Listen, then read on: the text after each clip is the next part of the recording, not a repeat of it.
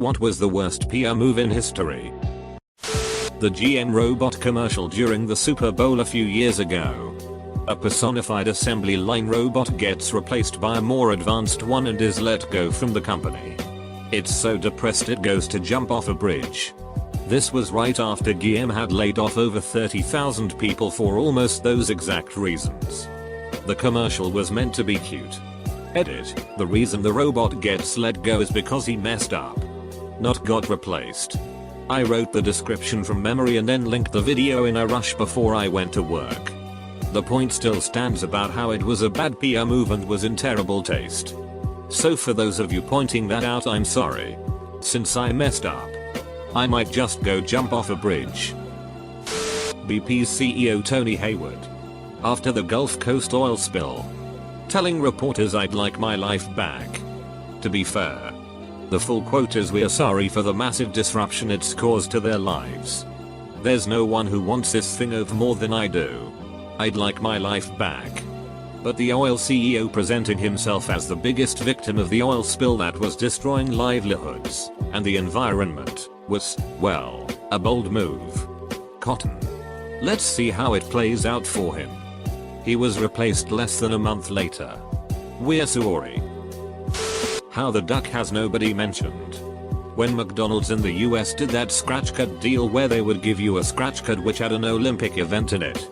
And if the US won, medal, gold, I don't remember, they would give you a free burger or something. Of course, they calculated it so that most of the events would be ones usually won by Soviets.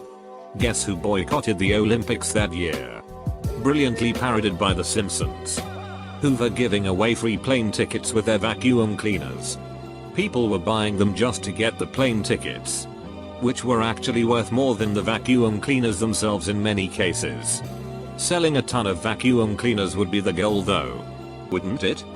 Did they end up losing money because of it? Yup.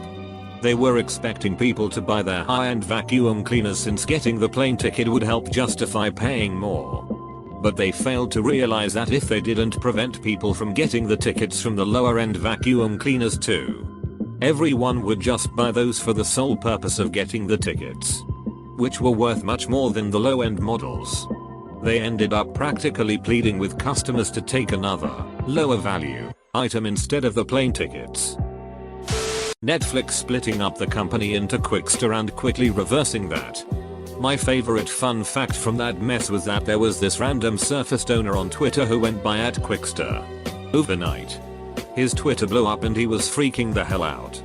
The best part of that was the person waking up, not knowing why everyone was following and engaging with him.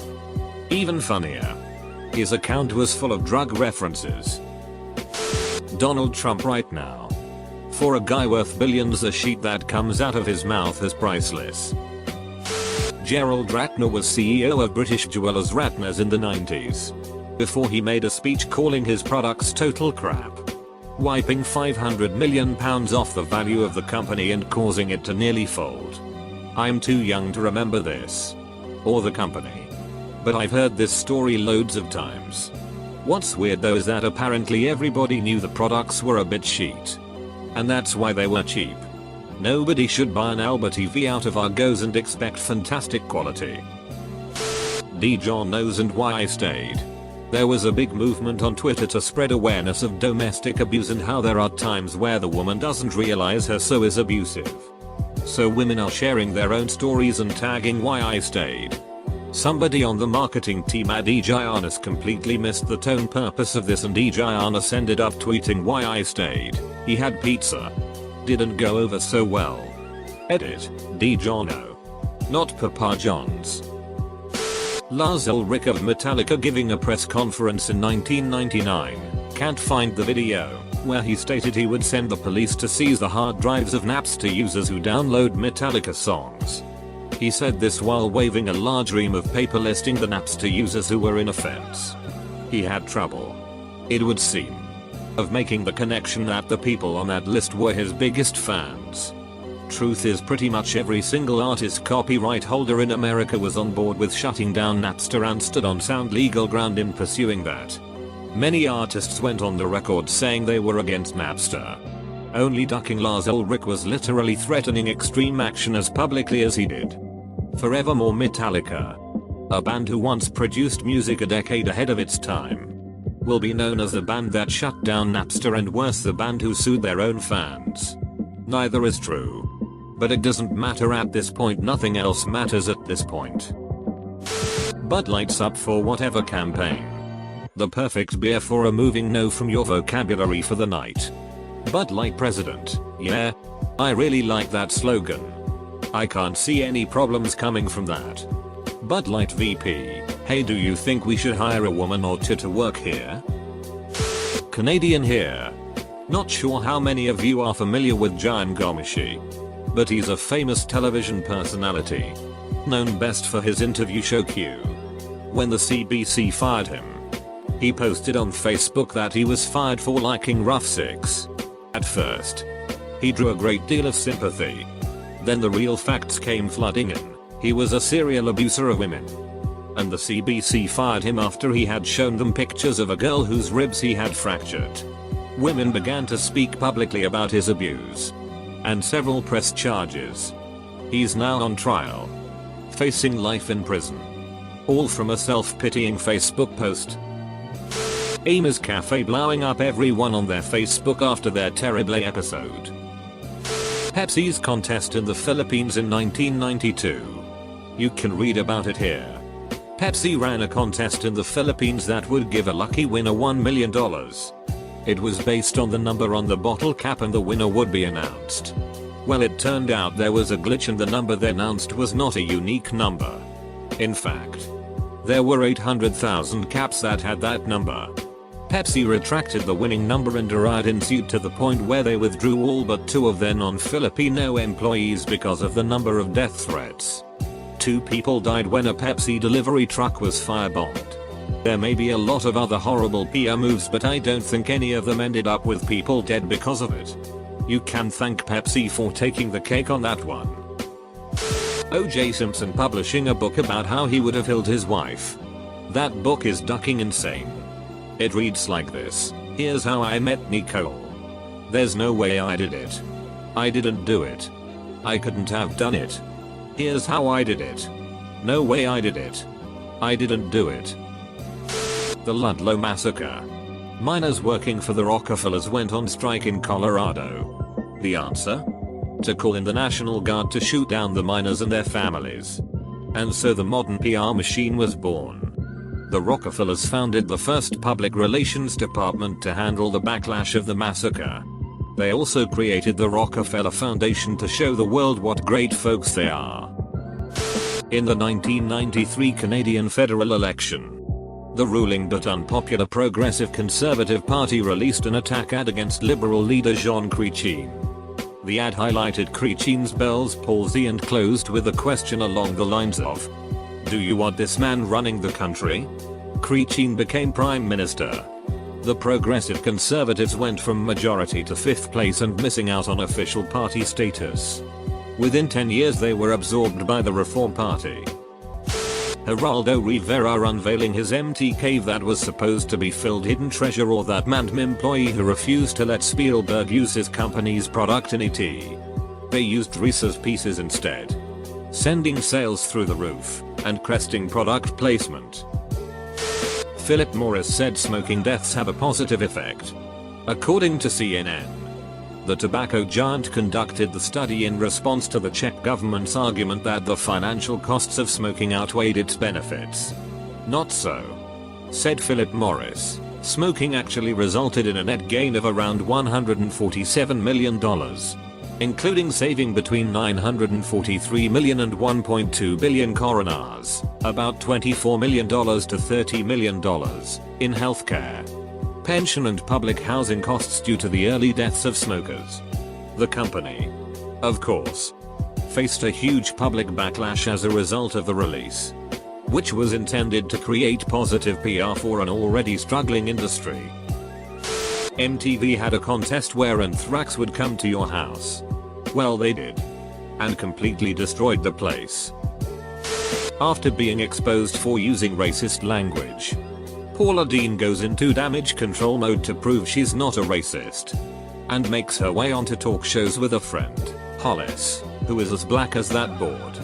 Step away from that board so we can see you. Needless to say, she ended up coming off even worse than before. Howard Stern had some funny remarks about this. Abercrombie & Fitch sold racist t-shirts and sexy thongs for little girls. In April 2002, Abercrombie & Fitch released a line of t-shirts depicting caricatures of Asian stereotypes. Corporate commentary? We personally thought Asians would love this t-shirt. A month later, the company introduced racy thong underwear in children's sizes, aimed at girls aged 10 to 14. Corporate commentary? The underwear for young girls was created with the intent to be light-hearted and cute. LifeLock's CEO gave out his social security number and challenged people to steal his identity. Guess what happened? 13 times in a row? While Davis said that this proved LifeLock works since identity thieves were only successful 13 times. The FTC disagreed and fined the company $12 million for deceptive advertising in March 2010. Malaysian airline offering free tickets to flyers who submit their bucket lists. Time.com. Apple giving away the new U2 album has got to be up there. I don't think Apple releasing a free album from one of the biggest names in music history would be considered the worst PR move in history. A slight nuisance to people who don't like U2? Sure. But the worst PR move in history? The mistake they made was automatically adding the album to everyone's music libraries. No one would have complained if it required a manual download. A tant comes to mind. The population in the US is still reeling and angry over the revelation that major phone and tech companies have been providing data about their activities to the NSA. And now a tant has decided to make things worse. In proposed changes to their privacy policy, they are considering selling your information to advertisers. Brilliant move. KFC trying to bring back Colonel Sanders. It's just creepy. One summer in the early 90s on Long Island they launched a massive PR campaign for vacationing on LI. Come see our beautiful beaches. Our historic landmarks. Family vacation of a lifetime. Yada yada. That was also the summer they decided to do construction on all three of the main east-west roadways, LI, Expressway and Northern and Southern State Parkways. The entire summer was one endless traffic jam. I'm sure anyone who responded to the vacationing PR campaign decided to never set foot on LI again. I'm surprised nobody mentioned the Osborne effect. Osborne announced their newer better computer model while still having warehouses full of the old model, majorly contributing to them going bankrupt because nobody wanted the old model anymore. It's up there with Ratner's and PR duck-ups that basically brought down the whole company. Has to be the Zimmerman telegram. During WWI, the Germans sent a telegram to Mexico, offering them Texas, NM, AZ in exchange for an alliance against America. The telegraph cables go through Britain. Sigh. Fassipan. It was of course intercepted. Now it gets better. Mr. Zimmerman was asked if it was legit by a friendly, i.e. pro-German, news writer. Instead of dissembling, he was like, toads be goats. Sigh. Fassipan. Bill Cosby inviting people to make a meme out of him on Twitter was a pretty dumb PR move. At the time Hannibal Buress mentioned the Cosby grape allegations in his stand-up. Then Cosby said meme me. The Cosby grape memes were born. When Ben & Jerry's ice cream came out with Dave Matthews Magic Brown as flavor on the day the Dave Matthews bus dumped its waste tank on boaters under the bridge it was on, those brownies were not magic. Pretty sure it was Nike trying to celebrate St. Patrick's Day by having a shoe released with the colors of Guinness, black and brown. However, in Ireland they had referenced the shoe as black and tans. Tom Cruise sacking his PR when he started dating Katie Holmes. Of course. His involvement with Scientology is long and historically documented. But the follow-up of sacking his PR woman after his divorce from Nicole Kidman took him from incredibly talented but slightly aloof character to bouncing on Oprah's sofa. We all still love his movies. But that Oscar? Forget about it. Born on the 4th of July. Rain Man. Magnolia. These are performances that are old Tom Cruise. New Tom Cruise falls closer to post-Sugar Tits Mel Gibson.